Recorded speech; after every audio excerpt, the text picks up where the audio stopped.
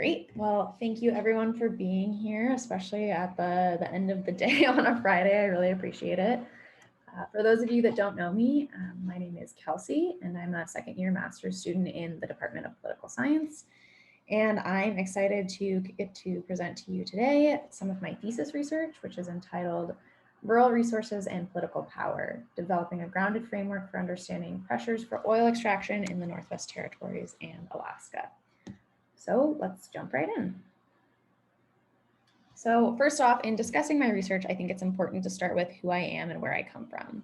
So my parents and their families are from Minnesota and Appalachia in the United States, and they originally came to the United States from Germany a couple centuries ago. And I was born and raised off-grid on the land of the Otna Nation, on the traditional land of the Chicxulub Native Village in Alaska, which is now known as Sutton. And I currently live on Dena'ina Elnena in Anchorage, Alaska. So my hometown of Sutton is about 1,300 people, and it used to be a coal mining town in the 20th century, and that town was built over top and adjacent to the Chicxulub Native Village, which still exists today. And this region was one of the first regions to be affected by outside development in South Central Alaska, facing large-scale resource extraction projects that originated outside of the region. And this experience in many ways is reflective of the broad scale approach that resource extraction took across Alaska in the 20th century. And this is true of Northern Canada as well. So as an Alaskan myself, I grew up around these resource extraction projects, hearing about them and the role that they played pretty much daily. Oil and other extractive projects funded my public education and the roads I drive on every day, as well as a lot of other things that I benefit from in the state. So essentially, it's pretty much impossible to live one's life in Alaska without understanding that in its current form, our economy, our jobs, our state are pretty much dependent on what oil provides, and simultaneously, we're also complicit in it. And I mention all of this to emphasize that I approach my research not as an independent observer with objective relationships or conversations or readings of the literature. As an Alaskan myself, my research comes from a place of applied curiosity and subjectivity. So the questions I ask are ones of curiosity that seek to better understand where I grew up, as well as how other northern regions navigate extraction and related processes. Where we're similar, where are we different, and what experiences can we share in order to build the best future for our communities? So with that in mind, resources and resource extraction have typically awakened interest in northern territories for southern regions. Like other resources in the Arctic, oil has fueled mass migration northward for related job opportunities, as well as region-wide boom and bust economic cycles, ultimately leaving a large economic footprint. And this is true of both Alaska and Canada, as well as rural regions. However, despite the large footprint that it creates, oil and gas are immensely popular. Decisions about policy and investment in oil and gas typically are dictated from southern urban political capitals and corporate headquarters, and the discovery of oil for these areas promises new infrastructure and access alongside education, healthcare, and connectivity in the north in regions that historically haven't had as much access to these resources. And this is true for the last 60 to 100 years in Alaska and the Northwest Territories, from the 1968 discovery of oil in Alaska that actually finalized indigenous land claim settlements in Alaska to the 2017 completion of the first public road to reach the Arctic Ocean in North America. Oil and gas continue to shape the Arctic and the infrastructure that we see there every day. Alongside its benefits, though, come very real concerns. Oil spills like the Exxon Valdez have obviously very real environmental ramifications, and economic benefits from oil extraction often trump local concerns over water quality or health, or increasingly even climate change. The viability of oil in the north, combined with the cost of extraction, the imposition of offshore drilling moratoriums, and climate change are increasingly poignant. The 2019 moratorium on offshore drilling in Canada, the 2020 COVID-19 pandemic related drop in oil prices below $0 a barrel, and the 2021 sale of leases in the Arctic National Wildlife Refuge all call these tensions into further question, as well as the future of what these regions look like. So with this context in mind, my research asks its main research question, which is, how is oil extraction structurally and politically incentivized, even as the Arctic faces disproportionate impacts of climate change that profoundly threaten its well-being? And this question goes along with three sub-questions that guide my research, which you'll see over here on the right. First, what roles do land tenure, governing bodies, and institutional mandates, as well as dominant power structures like capitalism and settler colonialism, play in ensuring oil extraction continues? Second, what ramifications do these roles have for the ability of Northern people to make decisions on their own regarding oil extraction? And lastly, who is external and who is internal to these decision-making processes, and what does that say about the role that oil and gas plays more broadly across the Arctic?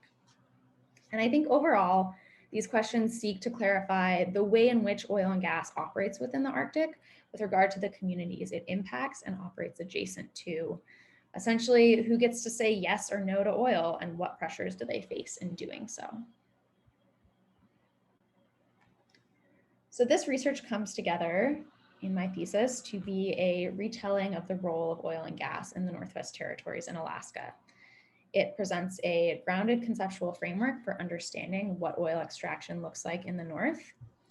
And I structure this research through a comparative lens in order to emphasize the shared experience of Alaska and the Northwest Territories, as well as what can be learned in the ways in which they and their policies have diverged. Methodologically, I use a comprehensive literature review as evidence for my thesis, relying on a body of literature that examines both the political history and the economy of oil. And wherever possible within this literature, I focused on using accounts of experts, leaders, or scholars from or based in the North, working to privilege the knowledge that comes not just with scholarly research, but also with lived experience. And I also open each chapter with narratives from in-community leaders as a way to constantly remind my readers that I'm talking about places and communities that are ultimately composed of people. They're not academic phenomena or variables, but they're actually lives, and there's people involved. And the original component of my research comes in the way in which I use settler colonialism, rural theory, and clientelism as three related bodies of literature that provide specific insight into relational considerations of power around oil and gas in these two regions. So while rural theory and settler colonialism are probably more familiar to those of you outside political science, clientelism is a political science specific terminology. And in this context, it refers to the relationship that develops between actors when goods or services are offered to communities in a way that engenders political support for the offer. And oftentimes it's tied with this idea of a soft corruption. And though conceptual in nature, this thesis as a whole, I hope that my readers and those of you that are listening will find that this work aims to sit closer to the ground than this narrative we often hear about the North and the way in which it pits the environment against development. And instead, I work to articulate sort of the complexities and the contradictions and the ambivalences around extraction and climate change, rather than collapsing these into kind of a yes-no, black-white dichotomy. And what I find throughout the course of my research is, foremost, that the history of land tenure, governance, and policy play a key role in oil and gas in Alaska and the Northwest Territories, in turn also shaping the relationships that occur between Indigenous-owned corporations and oil companies. And this relationship is really critical. More specifically, the settler colonial state creates pressures for extraction of oil and gas through incentive structures that are further codified not only in the value systems of the settler colonial state, but in public policy as well. However, within this context, the way in which land claims are settled in both of these regions is a significant moment in which power is reconfigured, especially as communities, regions, groups, and nations came to be represented by Indigenous corporations. And I say represented sort of in quotes because certain people would argue that it is representation and others wouldn't. Increasingly, though, the corporate structure that land claims instituted in the Northwest Territories and Alaska does continue to push for a mandate for extraction, even if these corporations are Indigenous owned. And what's key here is that though this mandate comes from a push for rights and sovereignty, rather than deriving from the environment versus development narrative that is so often assumed about extraction projects. And like I referenced earlier, this extraction is still continuing, and it's continuing through this different framework, again, emphasizing rights and sovereignty. And it's with this context in mind that I find that clientelism, the political science specific terminology I mentioned earlier, clientelism does exist as an appropriate lens through which to understand the relationships between corporations and the oil industry in rural North.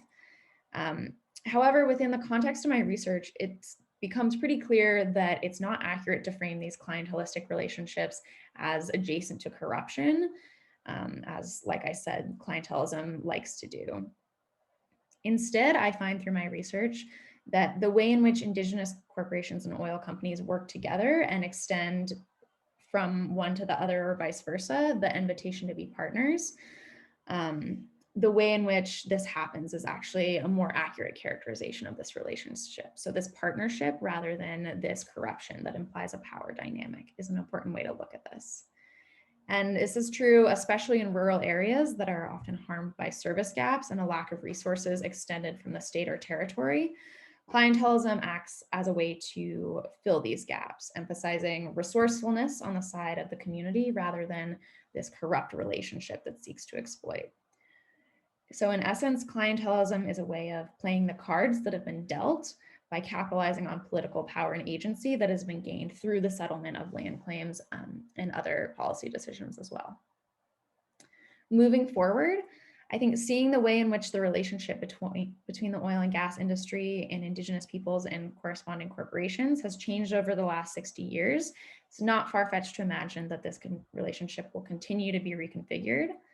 However, without shifts in the fundamental values of the settler colonial state, specifically extraction and capitalism, it's pretty difficult to imagine that the pressure towards extractive activities will disappear.